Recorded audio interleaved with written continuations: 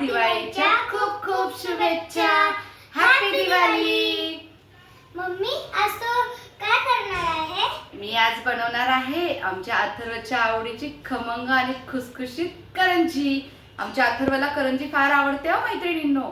खूप खूप मनापासून करंजी आवडते अथर्वला. हो ना अथर्व? अथर्वला आवडते ना करंजी. अजून काय काय आवडतं अथर्वला? शंकरपाळे, अजून चकली चकली आवडते, शंकरपाळे आवडते आणि सगळ्यात जास्त काय आवडतं बरं अथर्वला? आमच्या करंजी. मग मी आज बनवत आहे मैत्रिणींनो आमच्या ह्या अथर्वच्या आवडीची खुसखुशीत करंजी. चला तर मग आपण बनवायला सुरुवात करूया. प्रथमतः मी तुम्हाला सांगते रेसिपी. तोपर्यंत अथर्व तू बाहेर जाऊन खेळून ये. मी तोपर्यंत करंजी रेडी करते. किंवा तुला माझ्यासोबत गंमत बघायची आहे का इथे मी काय कशी बनवते ते? काय बनवायचं बनवताना बघायचं की खेळायला जायचंय? बनवताना बघायचं. बरं ठीक आहे मग तू थांब इथे. करंजीसाठी आपण पहिले घेतलेला आहे ही 1 वाटी खोबऱ्याचा किस, 1 वाटी रवा. रवा आम्हाला कमी आवडतो त्यामुळे मी कमी प्रमाणामध्ये घालण्यासाठी मी इथे घेतलेला आहे ही 1 वाटी किसून घेतलेलं खोबरं, ही 1 वाटी रवा. रवा तुम्ही तुमच्या आवडीप्रमाणे घेऊ शकतात. आम्हाला रवा कमी आवडतो त्यामुळे मी रवा कमी घालणार. त्यानंतर इथे आहे वेलदोडा आणि जायफळची पूड. त्यानंतर आहे किसमिस आणि पिठी साखर. आता पहिले आपण खोबरं आणि रवा भाजून घेऊयात. चला तर मैत्रिणींनो, खोबरं भाजून घेतलं म्हणजे ते खूप दिवस आपलं सारण टिकू शकते. कमीत कमी 15 ते 20 दिवस ते टिकतं. नाही तर काही वेळेला कसं होतं खोबऱ्याचा खवसर वास येतो किंवा खायला ते कडसर लागतात. त्याच्यामुळे आपण ते भाजून घेऊयात. खोबरं आपण इथे लालसर भाजून घेऊयात. खोबरं भाजल्यामुळे आपल्या करंज्यांची चव छान लागते. याच्यामध्ये काही जणींना चारोळ्या आवडतात. चारोळ्याही तुम्ही टाकू शकताय. काही जण काजू बदामाची कापं टाकतात. कापून बारीक करून काजू बदाम याच्यामध्ये घालतात. आपण आपल्या आवडीप्रमाणे याच्यामध्ये एक पदार्थ ऍड करू शकतोय. तर मी फक्त याच्यामध्ये आता बेदाणे घालणार आहे. आणि याच्यामध्ये जायफळ आणि वेलचीची पूड मात्र नक्की टाकायची. त्याच्याने करंज्यांचा सुवास छान येतो आणि चव पण त्याची छान लागते. बघा आता आपलं इथे खोबरं छान लालसर भाजत आलेलं आहे. गॅस तुम्ही मध्यम याच्यावरती ठेवला तरीही चालेल. बघा छान लालसर आपलं खोबरं इथे भाजत आलेलं आहे.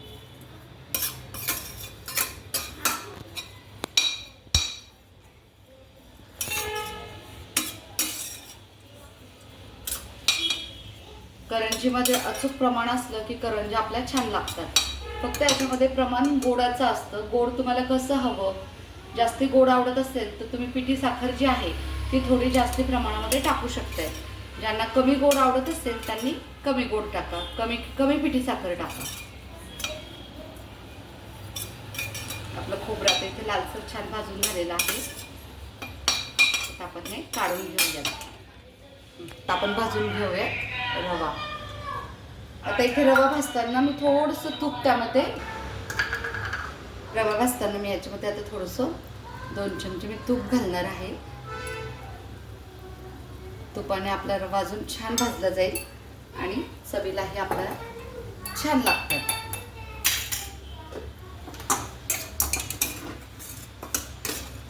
करंजी तळतानाही काही जणींना तुपातली करंजी आवडते तळलेली, काही जणींना तेलातली आवडते. आमच्याकडे आम्ही तेलातली करंजी खातो.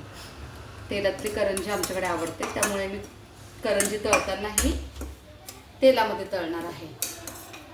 रवा पण छान लालसर भाजून घेऊयात.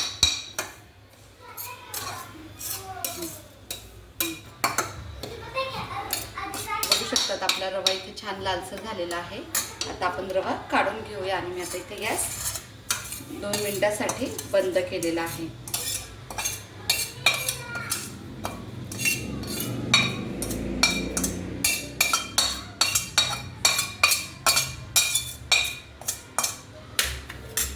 आता इथे मी एवढीच ही 1 वाटी पिठी साखर घेतलेली आहे ती मी आता याच्यामध्ये टाकणार आहे.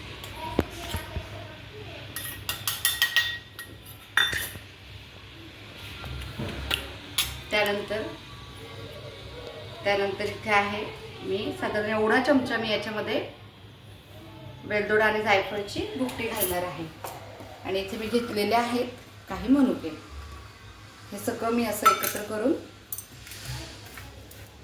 मिक्स करणार. हे छान आणि गार करायला ठेवून देणार बाजूला. खोबरं थोडंसं जास्त असल्यामुळे करंजीची चव खूप छान लागते मैत्रिणींनो.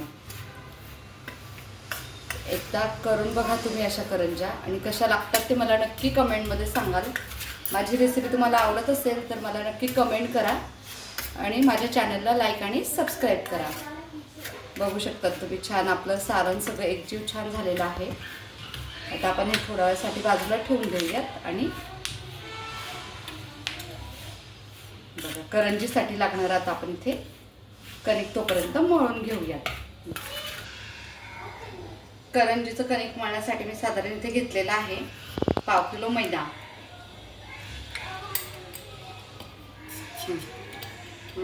त्यामध्ये आपण चवीप्रमाणे थोडंसं मीठ टाकून घेऊयात.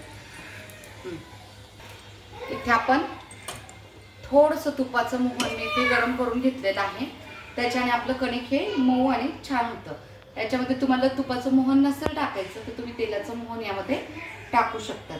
मी तुपाचं मोहन टाकत आहे. आणि त्याच्यासाठी मी थोडं कोमट पाणी इकडे गरम करायला ठेवलेलं आहे. कोमट पाणी टाकून मी ते मळणार आहे छान.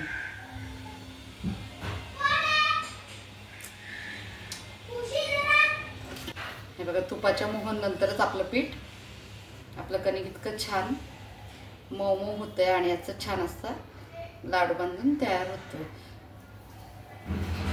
आता याच्यामध्ये मी कोमट केलेलं पाणी टाकून हे छान मळून घेणार आहे. आणि त्यानंतर मी हे अर्धा ते 1 तास मी साधारण हे मुरवण्यासाठी ठेवणार आहे. कणिक मळताना पण जास्ती पातळ न करता थोडं घट्ट मळायचं आहे.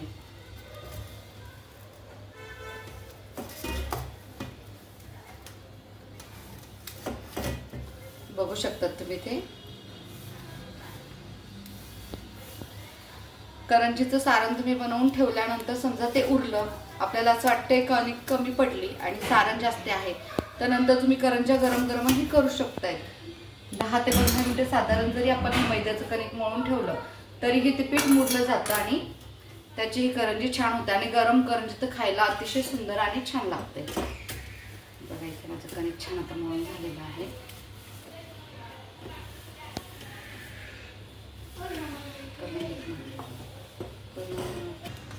बघू शकतात आपलं छान इथे कणिक मळून झालेलं आहे आणि मऊ झालेलं आहे छान कणिक आपलं. जास्ती घट्ट हे नाही, जास्ती पातळ हे नाही. आता आपण हे असंच साधारण 1 तासभरासाठी आपण आता हे इथं मुरवत ठेवणार आहोत. त्यात आपण झाकून देऊयात आणि याच्या करंज्या करायला घेऊयात. आता बघूयात मैत्रिणींना आपण आपलं कणिक बघा 1 तासानंतर आपलं कणिक छान मुरलं गेलेलं आहे आणि अजून इथे मऊ झालेलं आहे. तर आता आपण याच्या करंज्या करायला घेऊयात. बघू शकता इथे आपलं पीठ एकदम छान मऊ झालेलं आहे. आता हे ना मैत्रिणींनो मी तुम्हाला करंजी झटपट होण्यासाठी एक साधी आणि सोपी पद्धत सांगणार आहे. आता मी याचे काय करणार, असं एक गोळा तोडून घेतलेला आहे. इथे मोठं एक ताट घेतलेलं आहे. म्हणजे एक एक छोटी छोटी लाटी करून त्याच्यामध्ये सारण भरून आपण त्याची करंजी तयार करतो. पण इथे मी तुम्हाला साध्या आणि सोप्या पद्धतीने आणि झटपट होईल अशी करंजी बनवून दाखवणार आहे. अशा करंज्या आहेत ना मैत्रिणींनो, लवकरही होतात, आपलं काम सोपं होतं. बघा हे आता तुम्ही हे लाटताना जास्ती जाड आणि जास्ती बारीक असं न ठेवता मध्यम लाटून घ्यायचं आहे.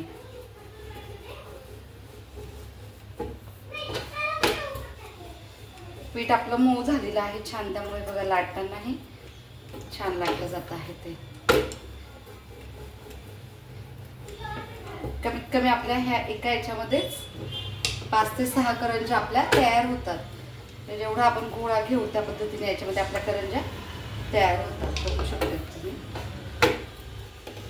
जास्ती जाड जास्ती बारीक न ठेवता मध्यम आपल्याला हे लाटून घ्यायचं आहे.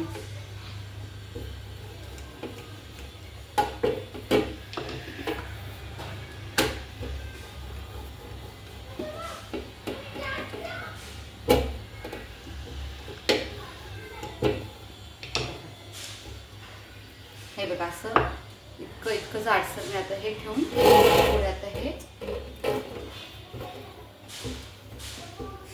तर यापेक्षा मी जास्त बारीक आता हे लाटणार नाही, एवढीच आता हे ठेवणार. आणि तुमच्याकडे असं साधारण मध्यम आकारामध्ये काही छोटा डबा म्हणा किंवा डब्याचं झाकण वगैरे काही असेल तर ते तुम्ही घेऊ शकतात. तुम्हाला यापेक्षा थोडी मोठी करंजी हवी असेल तर तुम्ही यापेक्षा मोठा डबा घेतलात तरीही चालेल. बघा आता इथे तुम्हाला ही सोपी पद्धत आहे. एकेका करंजीसाठी खेळत न बसता हे बघा एकाच याच्यामध्ये बघा आता माझ्या इथे किती करंज्या तयार होत आहेत बघा तुम्ही मैत्रिणींनो. 4 करंज्या माझ्या एकाच याच्यामध्ये तयार झालेला आहे. हे अजून थोडं मोठं लाटून घेतलं असतं, मोठा गोळा घेतला असता तर अजूनही करंजी अजून 2-3 करंज्या त्यामध्ये बसल्या असतात आपल्या. आता हे जे आहे मी काढून घेणार याच्यावरचं.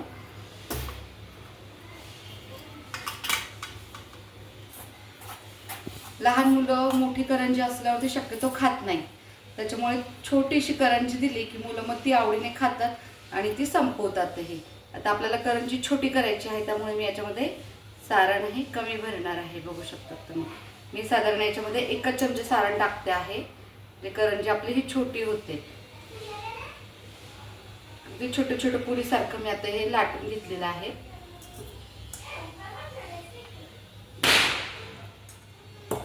नंतर याची काठ आपण छान इथे दुमडून घेऊयात. बघा इथं पूर्ण पॅक करून घेऊयात काठ आपण याचे.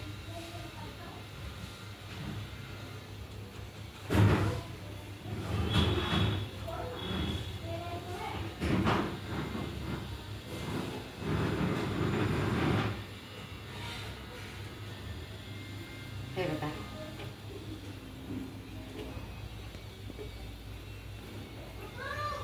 आणि याची काठ आपण ह्या अशा फिरकीने त्याला आपण काठांना स्टेप देऊयात.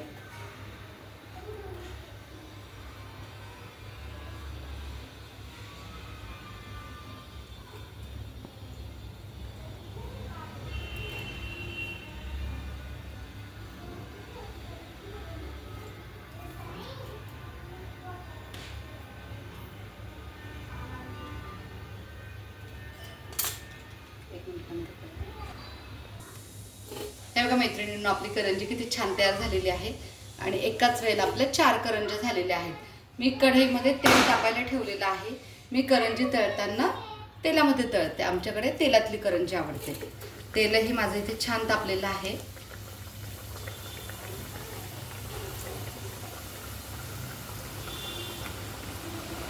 एका वेळेला खूप साऱ्या करंज्या टाकायच्या नाहीत, जेवढ्या आपल्या होतील 3 किंवा 4 कमीच करंजी टाकून तळायची, म्हणजे ती करंजी छान व्यवस्थित तळली जाते आणि लालसरही होते. इथे गॅसही तुम्ही बघू शकता मध्यम आहे. ते बघा आता आपल्या करंजी छान इथे लालसर होत आलेली आहे. आता आपण ही करंजी यातून काढून घेऊयात. बघा मैत्रिणींनो एकेका वेळेला आपल्या छान 4 करंज्या तयार होत आहेत. आपल्या इथे वेळही वाचतो भरपूर. आता मी ह्या काढून घेणार. तेल नितरवून घ्यायचं आणि करंजी काढून घ्यायची. बघा आपली करंजी पण छान फुगलेली आहे. छान आपली करंजी इथे लालसर पण झालेली आहे.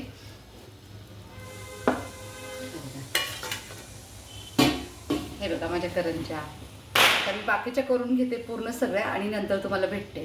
तोपर्यंत थांबा मैत्रिणींनो तुम्ही. हे बघा मैत्रिणींनो माझ्या करंज्या झाल्या आहेत तयार. मी सांगितलेल्या पद्धतीने करंज्यांची रेसिपी तुम्हाला सोपी वाटत असेल तर तुम्ही मला नक्की कमेंटमध्ये सांगा. कशा झाल्या आहेत तेही सांगा आणि माझ्या चॅनलला लाईक आणि सबस्क्राईब करा. थँक्यू.